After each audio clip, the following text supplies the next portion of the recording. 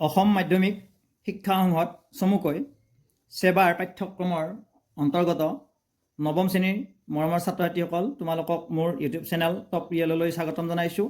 আৰু আজি আমি আৰম্ভ কৰিব ওলাইছোঁ তোমালোকৰ বিজ্ঞান বিষয়ৰ কাৰ্য আৰু শক্তি যিটো অধ্যায় আছে, যিটো চেপ্টাৰ আছে, তাৰে মূল অনুশীলনী পৃষ্ঠা নম্বৰ 158।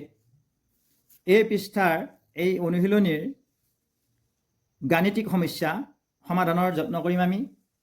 ইয়াতে আমি প্ৰথমটো সমস্যা 9 নম্বৰৰ যিটো কুৱেশ্যন আছে, কুৱেশ্যন নম্বৰ 9।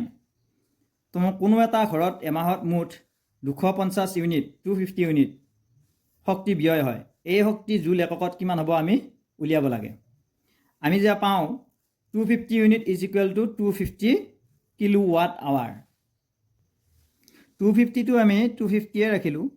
250 1 কিলোৱাট আৱাৰত কিমান আছে আমি জানো। আগতে পাম আমি 1 kilowatt hour is equal to 3.6 into 10⁶ joule. জুল এককত জুল, কাৰ্যৰ একক জুল। এইটো কথা আমি জানো, আমি পাই আহিছোঁ। এতিয়াকে আমি ইয়াত আমি বহাই দিব পাৰিম 250 ইনটু 1 কিলোৱাটত যিমান থাকে 3.6 ইনটু 10⁶ জুল আমি বহুৱাব বা লিখিব পাৰোঁ। আমি এইখিনি পূৰণ কৰিব পাৰোঁ। 3.6 ইনটু 250 আমি পূৰণ কৰিলে আমি কিমান পাম? এইখিনি পাম। এতিয়া ইয়াত আমাৰ এটাৰ আগত দশমিক আছিল, এটাৰ আগত আমি দশমিক বহুৱাই দিলোঁ। ইয়াত আমি মান বহুৱাব পাৰিম 900 ইনটু 10⁶ জুল।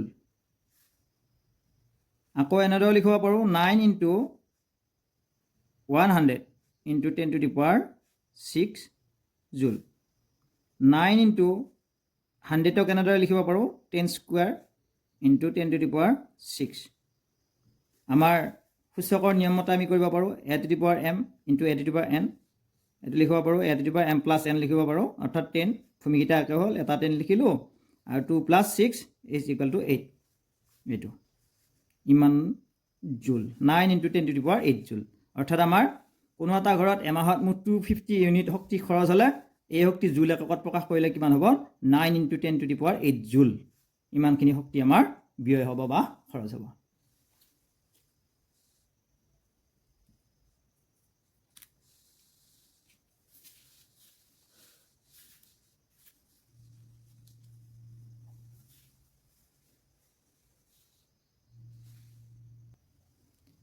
আমি এতিয়া দ্বিতীয় প্ৰশ্ন অৰ্থাৎ কুৱেশ্যন নম্বৰ 10। 40 কেজি ভৰৰ বস্তু এটা ভূমিৰ পৰা মাটিৰ পৰা 5 মিটাৰ ওপৰলৈ উঠোৱা হ'ল। ইয়াৰ স্থিতিশক্তি কিমান হ'ব? স্থিতিশক্তি উলিয়াব লাগে প্ৰথমবাৰ। দ্বিতীয় ক্ষেত্ৰত আমি কি ক'লে, যদি বস্তুটো পৰিবলৈ দিয়া হয় তেন্তে আধা দূৰত্ব অতিক্ৰম কৰাৰ মুহূৰ্তত, যেতিয়া আধা দূৰত্ব অতিক্ৰম কৰিব, ইয়াৰ গতিশক্তি নিৰ্ণয় কৰিব লাগে। তেতিয়াহ'লে আমি দিয়া আছে এইখিনি আমি লিখি ল'ব লাগিব। এইখিনি মই আগতে লিখি লৈছোঁ, সময় কম লগাবলৈ মই এইখিনি লিখি ল'লোঁ। বস্তুটোৰ ভৰ মাছ স্মল এমেৰে আমি বুজাম, 40 কেজি দিয়া আছে 40 কেজি। উচ্চতাক স্মল এইচেৰে বুজাওঁ 5 মিটাৰ। মাধ্যাকৰ্ষণিক ত্বৰণ জি স্মল জিৰে বুজাওঁ আমি 9.8 মিটাৰ পাৰ ছেকেণ্ড স্কুৱেৰ। গতিকে আমি পাইছোঁ যে বস্তুটোৰ স্থিতিশক্তি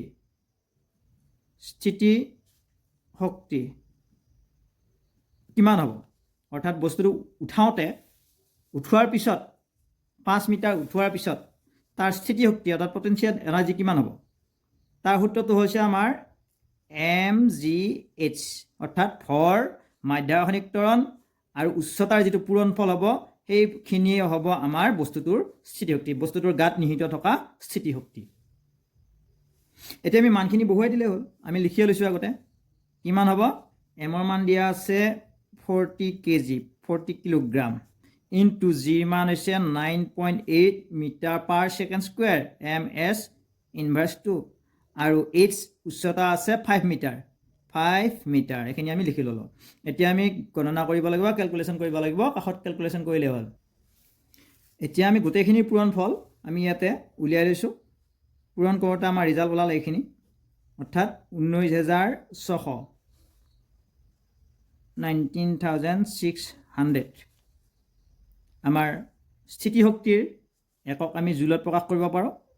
জুল শক্তিৰ একক জুল এতিয়া ইয়াতে আমাৰ দশমিক আছে এটাৰ আগত আমি ইয়াত বহুৱাই দিলো এতিয়া আমি শূন্যটো আমি আঁতৰাই দিব পাৰো 1960 জুল অৰ্থাৎ আমাৰ বস্তুটো 5 মিটাৰ উঠালে ওপৰলৈ উঠালে কিমান শক্তি নিহিত হ'ব তাত 1960 জুল শক্তি নিহিত হ'ব অৰ্থাৎ শক্তি জমা হ'ব বস্তুটোৰ গাত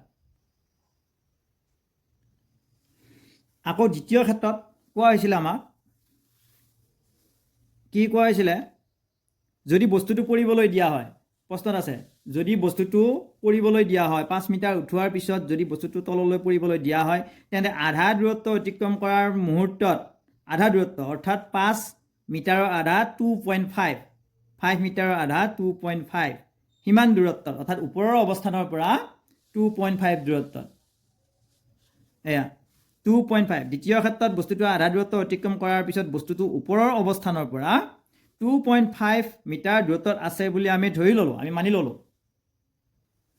আমি এতিয়া তথ্যখিনি আমি লিখি ললো আধা দূৰত্ব অতিক্ৰম কৰাৰ পিছত আধা দূৰত্ব গৈছে তেনে অৱস্থাত দূৰত্ব s 2.5 মিটাৰ পুৰা সম্পূৰ্ণ পাছৰ আধা 2.5 প্ৰাৰম্ভিক বেগ ইয়াত নাই u = 0 metre per second inverse মাধ্যাকৰ্ষণিক ত্বৰণৰ মান আমি জানো g small g 9.8 metre per second square বস্তুটোৰ আকৌ নিজা ত্বৰণ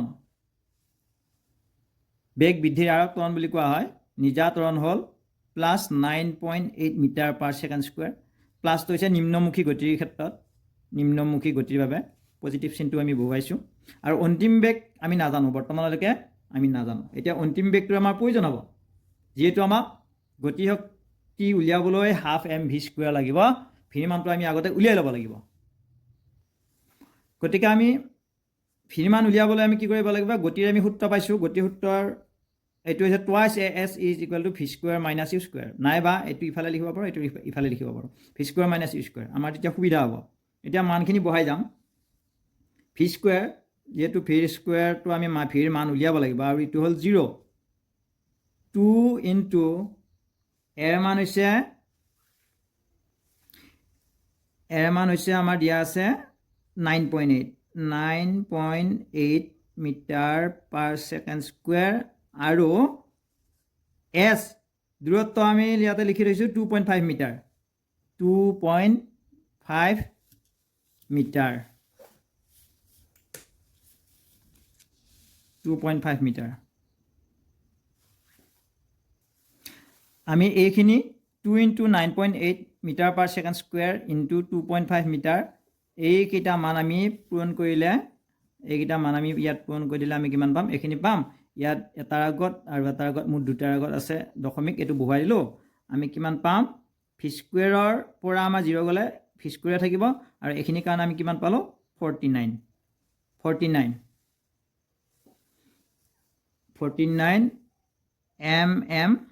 m² মানে মিটাৰ স্কয়াৰ আৰু এইটো ছেকেণ্ড ইনভাৰ্স 2 এতিয়া আমি ইয়াৰ পৰা স্কয়াৰটো গুচাই দিম তেতিয়া আমি v মান পাম v = স্কয়াৰটো ইফালে ৰুট ওভাৰ হৈ গুচি গ'ল 49 তাৰ স্কয়াৰ ইনভাৰ্স 2 এতিয়া আমি ইয়াৰ বৰ্গমূল ল'লে 49ৰ বৰ্গমূল ল'লে 7 পাম মিটাৰ স্কয়াৰৰ পৰা m আৰু ইয়াৰ পৰা হ'ল s per second metre per second 7 metre per second অৰ্থাৎ v অন্তিম বেগটো আমি উলিয়াই ল'লো 7 মিটাৰ পাৰ ছেকেণ্ড